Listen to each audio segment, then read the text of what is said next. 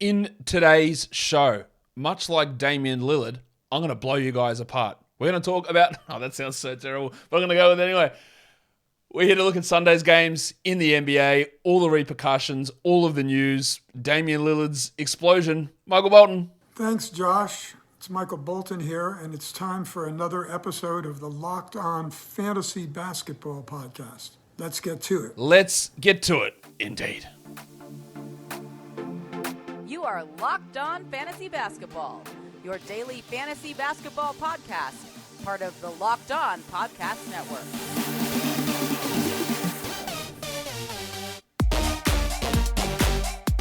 Hello and welcome to the Locked On Fantasy Basketball Podcast, brought to you by Basketball Monster. My name is Josh Lloyd and I am the lead fantasy analyst at basketballmonster.com.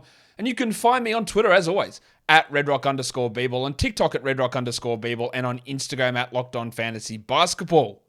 Today's episode is brought to you by PrizePicks. First-time users can receive a 100% instant deposit match up to $100 with the promo code LOCKEDON. That's PrizePicks.com, and the promo code is LOCKEDON.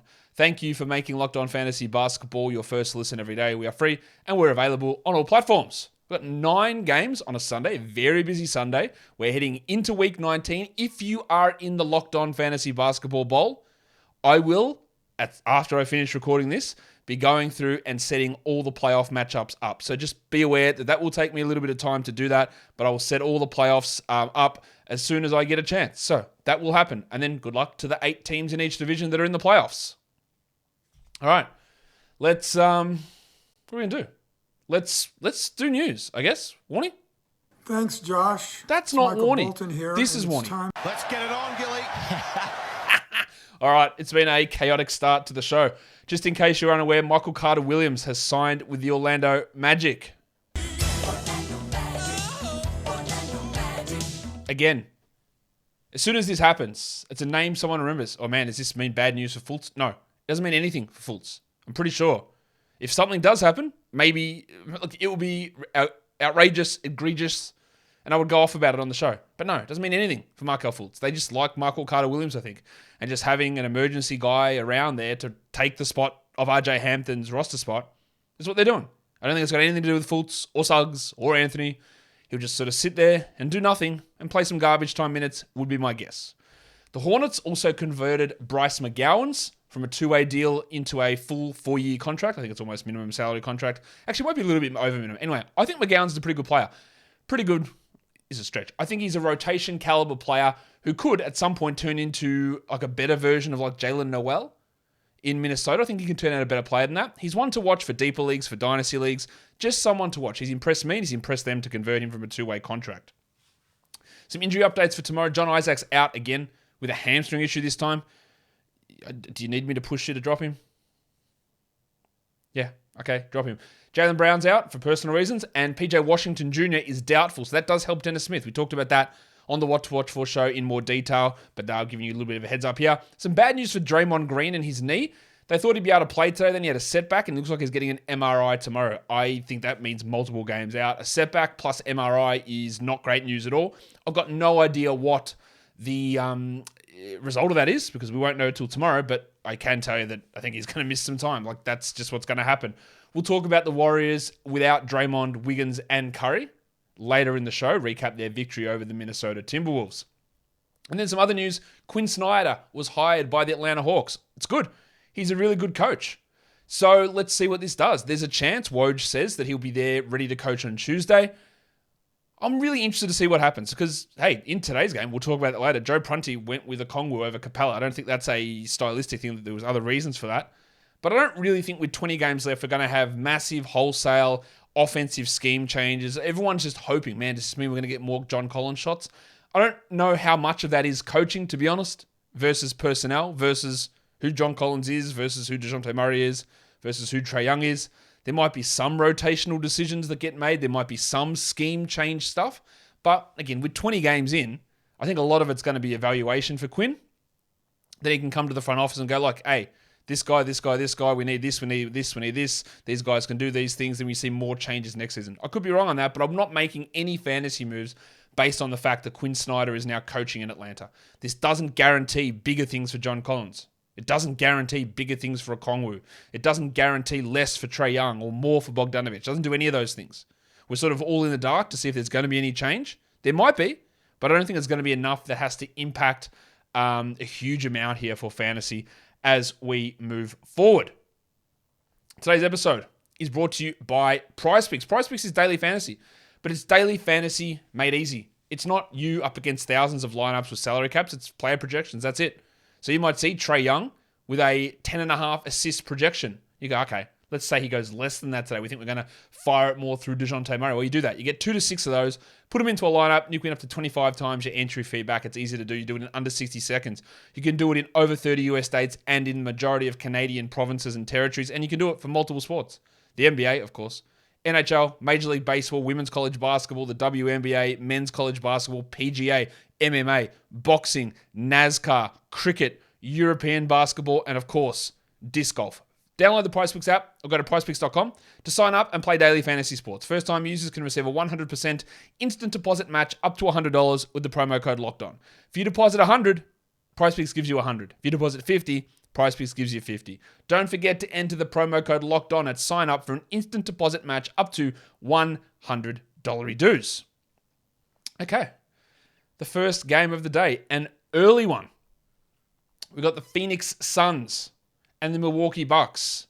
Unfortunately, we didn't have Kevin Durant going in this one, but he might be ready to go for their next game. But this was still a battle of some powerhouses. The Bucks win at 104-101. Of course, Milwaukee was without their superstar, Giannis. Giannis Antetokounmpo. For the Suns, Ayton, 22-11 and 3 blocks. Good. We'll see what he's able to do, but I don't think he's going to get 21 shots when Kevin Durant plays. But hopefully he's able to keep good efficiency and still be aggressive. Now, he still didn't take a single free throw in this game, which is annoying, but some good numbers there. Chris Paul, 18, 5 and 7, while Booker had 24, 4 and 8. Obviously, Paul's minutes restriction is over. Josh Okogie, only 11 points on 7 shots. That's the worry, is that when Durant arrives, how much is he actually going to shoot it? But he shot well, 57%, 3 steals, 7 rebounds. I think he has to be the favorite to start next to Durant over Torrey Craig.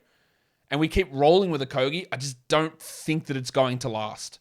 They did convert Ish Wainwright from a two-way into a full-time deal. He had 5 points in 18 minutes while Craig had 10 boards. He's been a really good rebounder recently, Craig, but that's probably going to drop off when Kevin Durant arrives. Interestingly, we only got 8 minutes out of Cameron Payne because Chris Paul played 40, so no crossover between those two at all. While Terrence Ross's first game for Phoenix was amazing, and he's fallen back to become Terrence Ross again. 7 points in his 17 minutes, so obviously we're not rostering him. For the Bucks, there was no Giannis, so they started Bob Portis, but only 21 minutes for Bobby.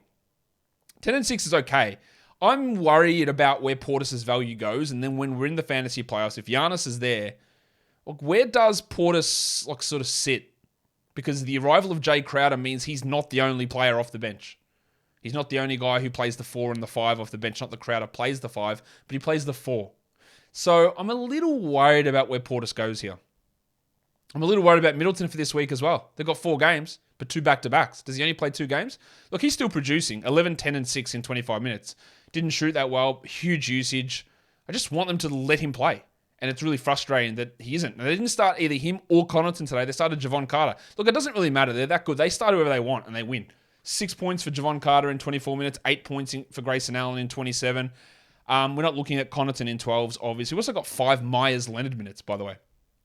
While Jay Crowder had 7 points, 25 minutes with 2 assists and a steal. I don't even know if this qualifies for either of these, but I'm going to do it anyway. Sometimes it may be good, sometimes it may be shit. He's only a deeper league option. Drewy had 33, 4 and 5, and Brook Lopez 22, 13 with 4 blocks. Both of those guys usage pumped up because of the absence of Giannis here in this game. Second game, the Brooklyn Nets and the Atlanta Hawks. Well, I told you there was an article from Christian Winfield about the Nets and what their potential rotation would be. And I said, look, I'm a bit skeptical of some of these things. And he got a few things wrong. He said that we get Yuta Watanabe and Day'Ron Sharpe as the backup center. And neither of those guys played any minutes in this game. They went with a really short rotation, just 9 minutes, and basically played just 7 guys. Because the 8th and 9th player were Joe Harris playing 6 minutes and Seth Curry playing 7. Really interesting rotation. No Sumner, no Mills, no Watanabe, no Sharp. And of course, Ben Simmons is injured. Bridges had 24 in 38 minutes with a very sexy Richie Beno. 2 for 2, 2, 2. And shot well, while Cam Johnson was also great. 27 points, 3 threes, 2 steals, a block, 67% shooting. Really, really strong game from him. And it was a strong game from the other Cam as well, Cam Thomas, who played 29 minutes off the bench. He really benefited from then going shallow, limiting Curry and Harris and eliminating the centers. So 29 minutes, 22 points. We know that's what he can do, right? The 9 of 9 from the line is excellent. The 2 steals is also really good, but 22, 2 and 3 with 1 3. It's still not a great category line. I had a look today that on the first game that Bridges and Cam Johnson played, where's Cam Thomas been ranked since then? He's 166th. So he's sort of been on the outside of 12-team value. I think he's totally okay as a points-type streamer, but there's going to be issues with those other categories. And still, he's not a great on-court guy at this point. He's a scorer, but he gives up so many different other things because he has to dominate the ball so much. No one else gets involved, and he gives it all back defensively. And that's part of the reason why Vaughn has been limiting him. If he plays 29, though, that's really useful. If he plays 22, it's probably not going to be enough. So we want to see, are they going to go with him at 29 and Curry and Harris down that low? Or are we going to see some balancing there? And what happens when Simmons returns? Finney-Smith had 12 and 8 with 2 steals, one of his better games, but still not at 12, while Royce O'Neal had 12 points in 20 minutes. For the Hawks, game under Joe Prunty, but we'll see what happens next game when old Quinn Snyder is there. Trae Young had 34, 3 and 8 with 2 steals, game winner, good numbers, 41% usage as well, while DeJounte had 28, 3 and 4. DeJounte's numbers, those big assists and rebounds, man, they're just not there anymore. Even his steals have dropped off. Not to say this wasn't a good game. 28 points on 57% is great, but no free throw attempts and all those things that carried him so highly last season were gone. The center position was interesting. 19 minutes for Clint Capella, 6 and 12 with a block. Okongwu, 28 minutes while having 5 fouls. So Capella wasn't limited for fouls. He wasn't. Okongwu was the guy with fouls. But Capella got cooked. He was a minus 16 in this game. He was getting roasted. Him and Hunter and Collins were getting killed early on. And they just didn't go back to Capella, really. They just went with Okongwu, who was pretty good. Not great, 10 and 7, but pretty good. He's been really strong, Okongwu. It's really hard to rely upon a 19-minute-a-night player, which is what he had been, but the minutes have pushed up. We'll see exactly what Quinn Snyder does, but it definitely looks better here, but it could all be reset tomorrow. I don't know. DeAndre Hunter, who was getting like 35 a night, and we said ad nauseum, hey, I don't think he's a very good player. I don't think he's a very good fantasy guy, but if he gets 36, then yes. If he plays 30, then no. Well, he played 22. 9 points, 2 threes, 3 assists. He was part of that group that was getting cooked, so they limited his minutes. And with Bay and Bogdanovic around, it probably hurts him. And I think you can drop him in 12 teams. Johnny Collins, I would hold. He was on a minutes restriction. He had 12 and 4, while the depressed penis Sadiq Bey had 6 points in 32 minutes. And obviously we're dropping him. Get that garbage out of here! It was a really good game from Bogdan Bogdanovic. On the waiver wire show earlier today, I said, hey, I think you can drop Bogdan, but he will have good games. I just don't think the overall consistency of him and the overall output over this time is going to be enough to label him must roster. This is one of the good ones. 20 sounds like I'm just being horribly racist. 22, 6 and 3 with 2 steals and 5 triples. That's a great game. He shot 64% to get there. He was a plus 28. He was part of that bench group that brought them back. This won't be the norm for him though. He's just not going to do this every single night, Bogdanovic. He will be solid, but he's also just got too many competitors for minutes. Hunter, Bay, Jalen Johnson was back in the rotation. He's not going to play 28 a night, and he's not going to shoot 64% a night. So he's okay to have, as we discussed in the waiver wire show earlier today. I just don't think that he's absolutely a must, because this is great. But, yeah, we can't rely upon that level of production from him, I don't believe. Lakers, what a comeback victory for the Lakers against the Dallas Mavericks. 111-108, the final score here in this one. They were down by like 27, I think it was. Came back, beat them fantastically. Davis, 37 minutes, 30 and 15 to steal 3 blocks. Awesome. LeBron, 26 and 8 with a 111. Bad percentages, and I'm a little worried here about LeBron. He did hurt his ankle/foot. He played through it, but their next game is a Tuesday, Wednesday back-to-back. Ugh. Doesn't really feel like he's going to play in both of those games. Be aware of that. What a game from Jared Vanderbilt. 15 points, 17 rebounds, and 4 steals. Now, his minutes are about the same. We know what Vanderbilt is, right? He is a guy that if you have him, you do it for field goal percentage, 75%, check.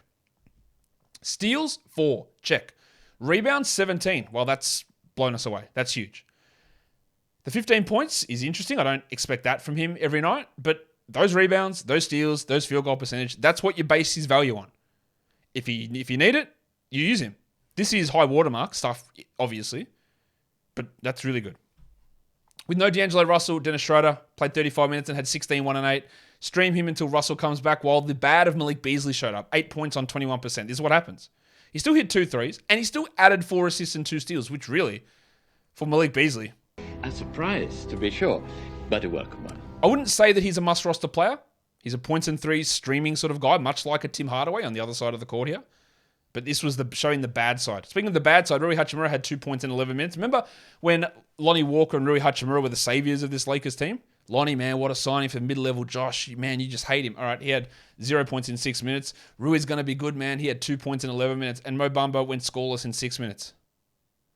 While the Lakers have improved significantly, I really love what they've done. Some guys are just not good players. And that's exactly what that trio of players are. Austin Reeves, 9 points in 27 minutes. And Troy Brown had 5 in 20. I don't know why I even mentioned that. For the Mavericks, Doncic, 26, 9, and 5. Cool. Kyrie, 21, 11, and 5. Bad shooting from both those guys, not particularly strong. What do I want to talk about with this team? I've been very critical of Jason Kidd for years. I think he's a terrible coach, shit bloke, quite obviously. And I don't know why he kept getting hired for these positions. And I said I thought he did a better job last season. The other thing with Jason Kidd is that I did say that I don't think that I will criticize Jason Kidd all the time. And I said I don't think criticizing him for limiting Christian Wood's pairing with Kyrie and Doncic is evidence that he is a bad coach. He is a bad coach, but he doesn't suck because of that. But he sucks for lots of different reasons. He's just a terrible coach. And they're not going to go anywhere with him as their coach, I don't think. I know they got to the conference finals last season, but it's what happens. It seems to happen all the time. Jason Kidd first year, and then everything just falls off the rails. And then post-game, what's he talking about? Mate, I'm just here. I'm not the savior. I'm just here a spectator like you guys. I'm just watching. They're going to do better. My guy. Even if you believe that. Even if we know to an extent that coaching maybe doesn't have a huge impact, second by second on the court. Shut up. Like, just don't say it. You look like a dickhead. No one's going to take your side on it, my guy. You're not here. We know you're not the savior because you're bad. Are you just watching like everybody else? No, you're not. Make a decision. Make some moves. Make some changes. Be a better scheme guy. There's a lot going wrong with that team that I don't like. Let's talk about Josh Green, who played 16 minutes. I don't think Josh Green was particularly good here, but him playing 16 minutes when Ntilikina gets 12 and Bullock gets 30, I don't know. It seems a bit weird. Justin Holiday off the scrap heap. Is this, man, veterans, we love you guys. It's so good that you've been able to persist in the league for so long. Like, Justin Holiday couldn't get a single second for the Hawks. And now he's playing over Josh Green. Now, I said that Green was going to fall off quite a bit when they got their team intact, but not like this. He had 9 points with 3 triples, Joshy. That's a very clear 12-team drop. Tim Hardaway, 17 points, 4 threes. He's a points and threes guy. That's it. While the Crucifix had 14 and 9. Now, we can gripe and grumble and complain that Christian Wood only played 20 minutes. And I get it. If he's on your fantasy team, you're like, oh man, if only. That's still enough to be useful. And I get why, given the flammability of the defensive pairing in the backcourt, you don't want him and those guys to play together that much. I get that. It's still good numbers, but obviously it's frustrating if you have him. Reggie Bullock continued his grand tradition of doing nothing, 6 points in 30 minutes, while we had 9 useless Markieff Morris minutes. He went 3 points in those 9 minutes. As for Justin Holiday, in a deeper league, those 3 blocks are good. The 2 threes are good. Don't look at him for blocks, look at him for threes and steals. But there's something there for those deeper formats, not necessarily, and almost definitely not, for 12-team leagues. Today's episode is also brought to you by Built Bar. Built Bar is the best tasting protein bar ever. Don't believe me? Go try it. And you can do that really easily. We'll talk about that later. But let me tell you about Built Bar first. It's a protein bar covered in 100% real chocolate that tastes just like a candy bar. It's not one of these ones that tastes like you're eating leather. It tastes like a candy bar. It tastes delicious. You want to have them. And it's high in protein, low in calories, low in fat, and low in sugar. And now, instead of going to Built.com, which you can still do, you can go to Built.com and see the vast array of flavors of Built Bar. But you can also just go straight to Walmart. Because in their pharmacy section, they've got 4-bar boxes. Cookies and cream, coconut puff, and double chocolate. And at Sam's Club, they've got the 13-bar boxes, churro and brownie batter flavor. So go to Built.com or go to Walmart or go to Sam's Club and get yourself boxes of Built Bars. Built Bar is built different. The Washington Wizards get shit mixed by the Chicago Bulls 102-82. The Bulls. Wow. Little run they're on here. Let's talk about the Wizards. No Porzingis, no Monte Morris. So Dan Gafford played 31 minutes, 15-11, 2 steals and a block. Now, yesterday in the What to Watch For streaming show, you would have been sick of me banging on about saying, hey, Gafford, yeah? Gafford? We're looking at Gafford? Wink, Gafford? We're looking at D-Line Wright? Yeah? You would have been sick of hearing that. Hopefully you listened.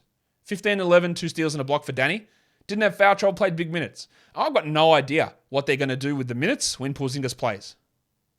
But I'm still holding him. As for Delon, 28 minutes, 14 and 4. Now, no defensive stats or no assists, which is pretty frustrating. But he's still trending up really strongly, and I don't mind a 12-team ad there. Bielo had 18, 7 and 8. While they started Avdia over Kispert, which is a tick for Avdia. Pity he didn't do anything. 8, 4 and 2 with a steal. I'm finding him really hard to label as a must-roster player, Denny Avdia. He's fine to have while Porzingis is out, and if Porzingis remains out, I will still go with him. But he's very hard for me to label as must-roster.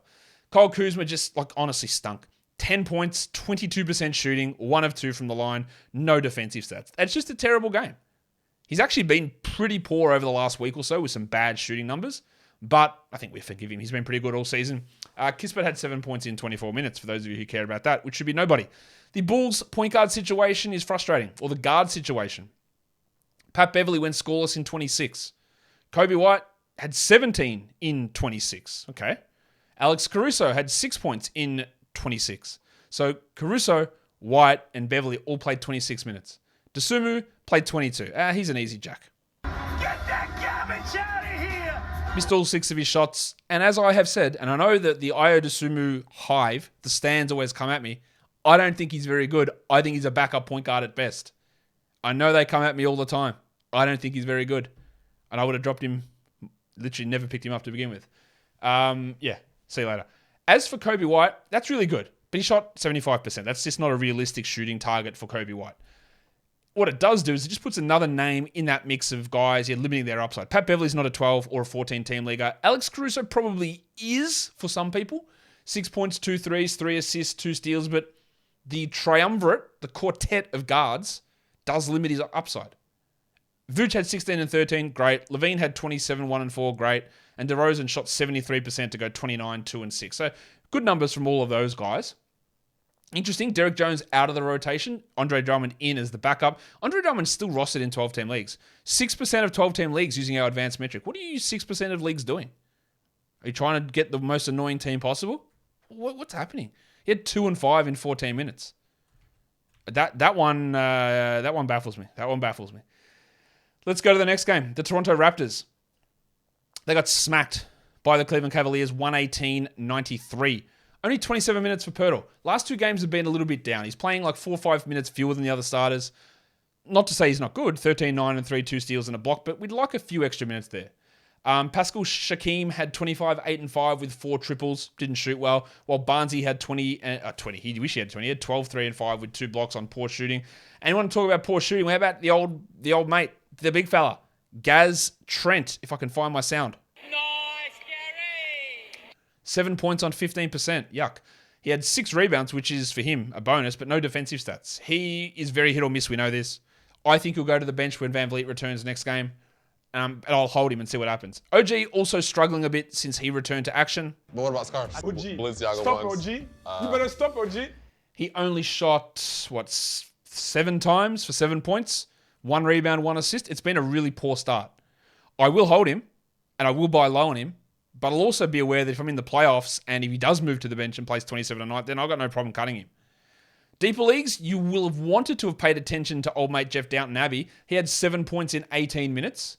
And he played ahead of Malachi Flynn, but I would guess that when Van Vliet returns, that Doughton's minutes just disappear completely. And their bench is Trent, Boucher, Achua. As for Precious and Boucher, you don't need to roster those guys in 12-team leagues, and Precious isn't even a 14-team league player. For the Cavs, Don Mitchell was great, 35 and 6 with 8 triples. He's Don. He's good. He had 3 steals and a block. Garland had 18, 3 and 11. Allen 23 and 11. And Mobley 18, 9 and 4. Just really good stuff from their big 4 guys. And after that, it has a lot of nothing. I think we've got to look at Dracaris LeVert. As an assists streamer, 7 points in 23 minutes with 6 assists. Obviously not must roster. Okoro's lost all of his steam and momentum. 21 minutes for 8 points. And Dean Wade got minutes back here. 25 minutes here at the expense of the discman C.D. Arsman. Rick Rubio was bad. 0, 1 and 1. He is an assist option, but he's obviously not a 10 or 12-team must roster. He's a 14-team option for assists, but the last couple of games for him have been pretty poor. There was a lot of garbage time in this game, but it's really just those first 4 guys with a sprinkling of LeVert for deeper formats. Next one. We go to that's the wrong button. I'm going to hit it again because I hit the wrong little graphic thing there. The Kings and the Thunder. The Kings get another win on the road against the Thunder, 124-115. Darren Fox, another huge one. 33, 3 and 8 with 2 steals. Excellent shooting, apart from that at the line. Sabonis, 14, 15 and 8. Great numbers. And it was also a big game from Keegan Murray. Keegan had 20 and 6. He had 4 threes. He had 3 steals. What we've lacked from Murray is volume and anything that's not points and threes. And even the points have been down. But he brought it all today. He actually shot okay. He got good minutes. He's starting to play a lot better. He's just barely crept inside the top 150 for the season. Not inside the top 150 for points league. Shows you how, despite the hype, how bad he's been for fantasy. But I reckon we might have something starting to improve a little bit here from him. Just some positive signs. Malik Monk got hot. Then only ended up playing 20 minutes, 12 points with 4 threes. But he's getting minutes over Kevin Huerter most games. Huerter was under 20 minutes, had 6 points.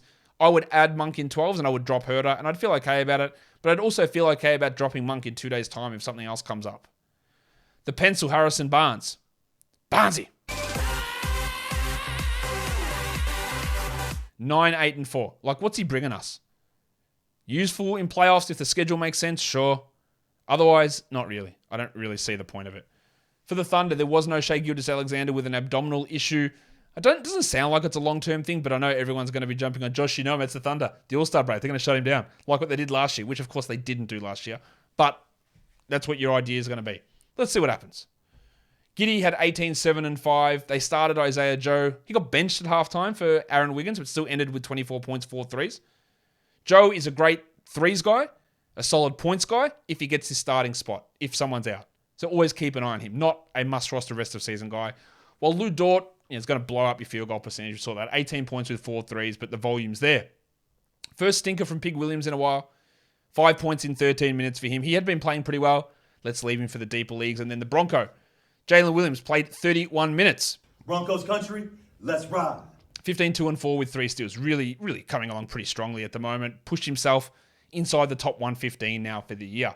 Aaron Wiggins had 7 in his 24, but a little bit of a mess of a rotation, which has been a common theme for the Thunder all season. Let's go to the next one. The Wolves, they lose to the Warriors 109-104. Pre-game, Gobert, Noel, and Prince were all out. Prince isn't on the road trip, so that might be another 3 games out for him. Be aware of that. They started the Wizard of Naz Reid. 36 minutes, 30 and 9, 4 threes, 5 steals, 2 blocks. Just a gigantic performance. Now, if you added him based off last game, congratulations. If you streamed him in because of the Gobert absence, double congratulations. That's a huge game. Anderson had 12, 9, and 5, while Conley only 9 points, but 7 assists, steal and a block. Good stuff. Just a real stinker from Anthony Edwards. And I don't know what I'm going to say here. I'm trying to phrase it right here for Goose.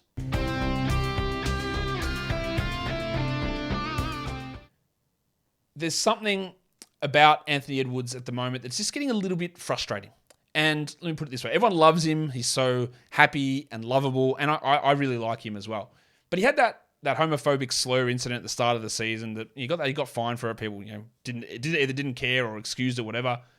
And now he's coming out and it's saying things, yes, about oh man, all these other players are soft, which is complete garbage to begin with.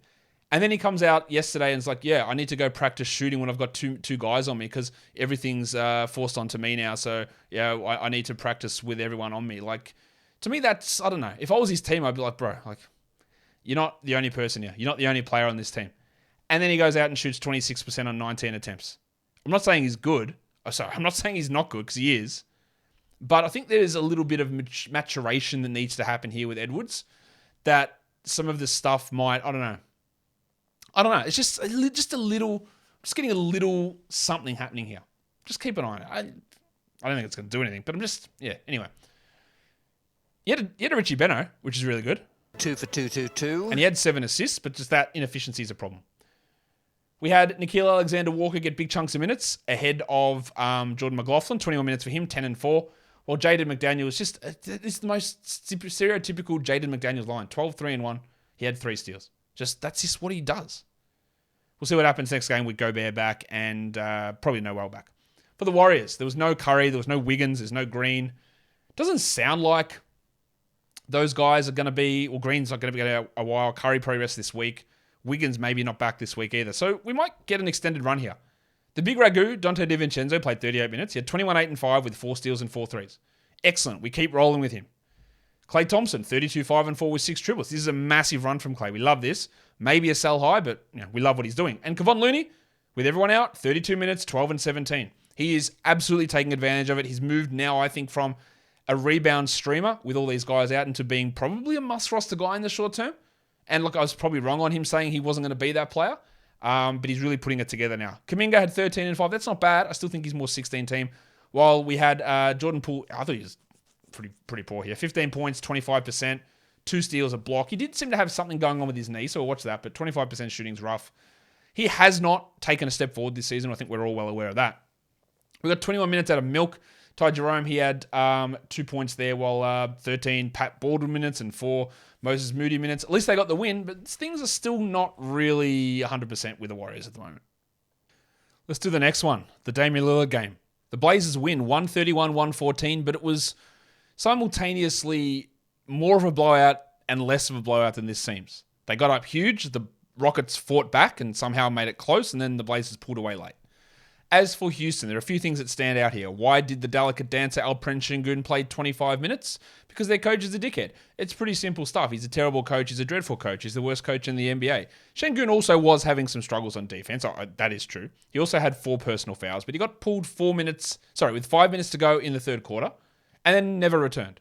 He had 17, 10, and 5. He shot 50% from the field. He has good usage. It's just, your team's going nowhere. Like, does benching someone improve their defense? I don't know what the point of it is. I honestly don't know the purpose. But what it did do is it enabled Tyree, maybe end of season, to put up some good numbers. 15 and 10, 2 steals, 28 minutes for Eason. So that's great. If we knew that he was playing 28 minutes a night, we'd love it. I don't have a problem adding him. There's a couple of things here.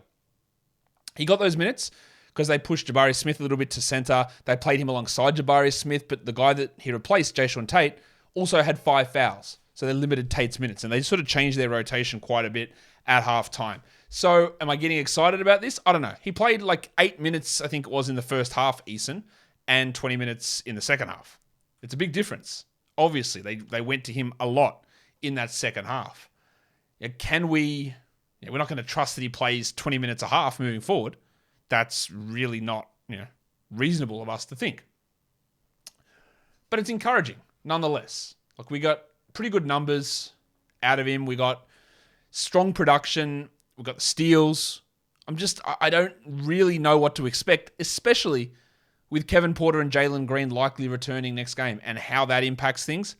Honestly, I have no idea, because this team I don't think has any idea. Jabari Smith, he just can't shoot. 9 points, 27% is bad. Everything else is awesome. 8 rebounds, 4 assists, 1 steal, 2 blocks. He just cannot shoot. He was also a team worst minus 27. Of course, he was able to play 38 minutes while Sengun played 25. Not saying that Smith shouldn't play good minutes. He should. So should Sengun. That's just really bad shooting from Jabari. Did they run any plays for him? I've got no idea. Still only low usage. He's a really hard one to roster because of the negative impact of his field goals. But at some point, he's going to have a stretch where he has a 45% shooting run, I would guess. And then the other stuff will become really, really good. You just have to be very patient here. They started Ty Washington, and then in the second half, they benched him for Daishen Nix. Nix had 16 points in 30 minutes. Washington had 10, 4, and 3 in 32 minutes. Neither of these guys are any use for us, with Porter and Green potentially likely returning next game. And we didn't get much Josh Christopher, which is a little bit disappointing. It's 15 minutes for Josh with 3 points only. I would have thought, again, giving him minutes over Nix would have been useful, but here we are. Tate had 17 points in his 25 minutes. He had 5 fouls. As I said, they did limit him somewhat with his fouls. Just a very weird game that I'm not really sure. Again, when you look at the halftime box score and you see Eason sitting at like 9 minutes or 8 minutes or whatever it was, getting him to 28 is very, very surprising. And that's what gives me a level of pause. Also, I didn't talk about KJ Martin. He had 14, 8, and 4 and remains a 12-team league guy for the Blazers. Let's do it. Oi, Damo, give us your lighter. 39 minutes for Damian Lillard. 71 points with 13 threes, not 17. 13 threes, 6 rebounds, 6 assists, shot 58% from the field and went 14 of 14 from the line. An unbelievable performance. The fact that they needed 39 minutes and 71 points out of Damian Lillard to beat the Rockets is concerning, because I don't really think Chauncey Billups is a very good coach. But Lillard was able to get him over the line. Jeremy Grant sort of sat back and did nothing. 13-5. And you want to talk about doing nothing. With Anthony Simons out, Shaedon Sharpe played fewer minutes. 13 of them. 4 points. We talked about Sharpe as Obi tries to go. You want to go, Obi? We talked about Sharpe saying, hey, look, when he's played alongside Lillard and Grant, he's had really low usage, and he has had a horrible fantasy profile all season. And then I thought, maybe. Look, he had a couple of good games in that little period before Simons got injured, and then he didn't start when everyone was out, and now his minutes have just been cut. For a poor per-minute fantasy producer who's not playing, you cannot hold him. In 12 or 14-team leagues, he's got to go. What about the guy that started over him, Cam Reddish, 31 minutes? He took 3 shots for the game, which is obviously really small.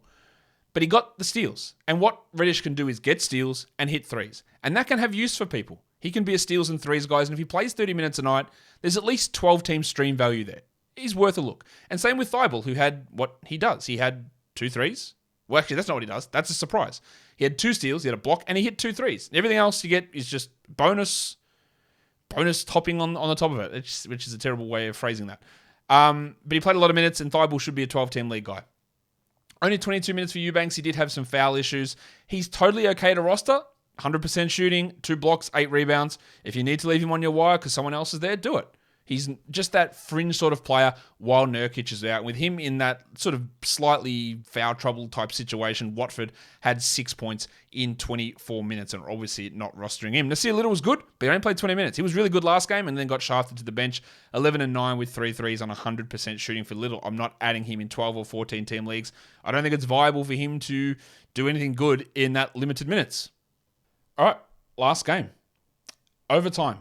Nuggets win 134 over the Clippers, 124 for the Clippers. Very interesting rotation decisions. Ty Lue continues to make some pretty big missteps, in my opinion. But we'll see how it all shakes out. Russell Westbrook led this team in minutes at halftime. And then he played 10 minutes in the second half. Didn't close the game, didn't play any of overtime. He played 25 minutes total.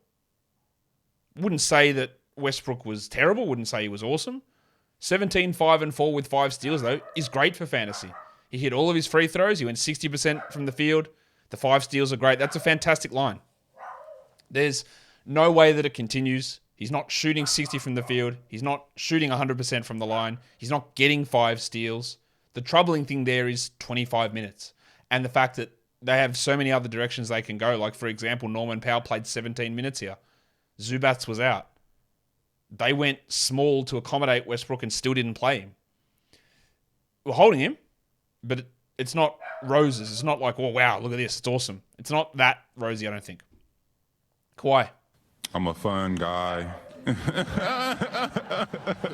39 minutes, 33 and 6, 3 threes. Unbelievable efficiency. He's been ridiculous. He's now inside the top 20 per game numbers. Since he returned from his ankle injury, he's like a top 15 player. I think he's top 8 if you include turnovers in that. He's been ridiculous. After that period where everybody was, well, not everybody, a lot of people were panicking on his value early season. He's been great. Paulie George had 23, 4, and 4. Didn't hit a 3, which was weird, although he could have hit a 3 that would have won them the game with that half-court buzzer beater that was just a little bit too late. And they started Mason Plumlee. He played 27 minutes with Zubats out. 7 and 10 with 2 blocks is totally okay. It's okay, but he didn't start the second half. They went with Batum there, and Zubats is going to return. You stream Plumlee in, you can use him for now, but it's just not a long-term solution. And Batum played only 21 minutes despite starting the second half. 12 points, 3 threes, 2 steals. He's actually putting up really strong numbers at the moment, Batum. I don't really trust it because there's just a lot of options they can go with. They can go with Batum, they can go with Mann, they can go with Gordon, they can go with Powell, Zubats, Plumlee. So many different guys they can use. Like, for example, Norman Powell had 9 points in 17 minutes. Like, that is disastrous for his value. Where does he fit? I would hold him, but as you're well aware, I am always on the downside of a Norm Powell projection. Even though I like him, I'm always going to be lower. And this is killing him. Bones Highland went off. I think he had like 10 points in 8 minutes or something in the second quarter. And then I don't think he played a single minute in the second half. He's not going to be an every night rotation player. Eric Gordon went scoreless in 25 minutes. We're not rostering him. I think we could just jack a bunch of these guys in 12-team leagues, to be honest. Get that garbage out of here! Like, obviously, Terrence Mann, who had 7 points in 25 minutes. Marcus Morris. Why does he play this much? Why does he play? 6 points in 33 minutes. He shouldn't be starting or getting these minutes ever. There are so many other options. I'd rather Westbrook in there at times over Morris. I don't get why he's playing this much. It makes no sense to me. Get a shooter out there. Get Powell out there. Get Bones out there. Get Gordon out there. Get Batum out there. Why is Morris playing? We're not rostering him in 12s, or Man in 12s, or Bones in 12s, or Gordon in 12s. Powell is pretty close to droppable. Plumlee is a stream guy only. Westbrook, we hold for now, but who knows? There are a lot of things that I feel like are going to change every single game with this Clippers team. For the Nuggets, Big Chungus. He didn't take the game-winning shot. He passed it off to Bruce Brown at the end of regulation, but 40, 17, and 10 with 3 steals, unbelievable efficiency. He's just ridiculously good. It's as simple as that. The Clippers didn't score a single basket in overtime. They had 4 points from free throws, but they didn't hit a shot. Porter was great. 39 minutes for Maga Porter, 29-11. Jamal Murray, 41 minutes in his game, back-to-back, 21, 5, and 13. Inefficient, but strong. While Bruce Brown played 30 minutes. Now, he got to play some extra minutes because Aaron Gordon fouled out. 13 and 7. I don't think we need to hold Bruce Brown. KCP was a little bit off here, but at least he brought 3 steals, and he is a 12-team league guy. While Aaron Gordon, here's the conundrum. 6, 6, and 6, shout out to Satan. Played 29 minutes, fouled out. They've got 2 games this week. So, obviously we're dropping Brown because of that. But is Aaron Gordon good enough, as he's coming back from this rib issue, which might be impacting him, to hold through a 2-game week? I think in a playoff situation, you don't want to have him on your roster. You can get way more value in a playoff setting by dropping him. They kept Vlatko Cancar in the rotation over Christian Brown. He had 6 points in 17 minutes, while Reggie Jackson is no... Why is he still rostered in 12-team leagues? He is, and I don't get it. He shouldn't even be rostered in 16-teamers. And Tom Bryant, similarly, who had 4 points in 11 minutes and just, I thought, looked quite bad the majority of the time that he was out there. Because, let's be honest, he's not a very good player, as we're well aware. Let's go to the lines of the night. The monstrous, of course, it's Damian Lillard. Oi, Damo, give us your lighter. The waiver wire is the Wizard of Naz Reid. The young gun is Keegan Murray, and the dud of the night is the future MVP, Kyle Kuzma. Your top 10 players today, 1 is Lillard, 2 is Jokic, followed by Donovan Mitchell, Anthony Davis, Naz Reid, Darius Garland, Jared Vanderbilt, Trae Young, Mikal Bridges, and Dante DiVincenzo. Your top 10 players rostered in 50% or fewer of leagues. Number 1 is Reid. If Gobert's out, we stream him. Otherwise, it's more iffy. Nasir Little at number 2. I don't really trust that at all. Kobe White at 3. Definitely don't trust that. Tari junk time season. Tari tank season. I don't know. 22nd half minutes is really weird. And if Green and Porter play next game, I don't really think it's going to happen for him. But I don't want to leave him on the wire for someone else to find out. Lindy Waters at 5. No. Dorian Finney-Smith. No. Tim Hardaway, no. That's 5 and 6 for Hardaway or Finney-Smith. 6 and 7 for Finney-Smith and Hardaway. They're just stream options. Anthony Lamb, no thanks. Dennis Schroeder, we keep streaming him until D'Angelo Russell comes back. And number 10 was Cameron Reddish. If you need some steals and threes, it looks like he's going to get the nod over Shaden Sharp. And there might be some 12-team appeal there. I'm not massively into that, though. For points leagues, number 1 was Damian Lillard, followed by Jokic, Anthony Davis, Reid, Don Mitchell, De'Aaron Fox, Trae Young, Brook Lopez, Jared Vanderbilt, and Drew Holiday. And guys, that'll do it for me today. Don't forget to follow this podcast on Apple Podcasts, Google Podcasts, Stitcher, Spotify, and on the Odyssey app. And if you're here on YouTube, thumb it up. Leave your comments down below. Guys, we are done here. Thank you so much for listening, everyone. See ya.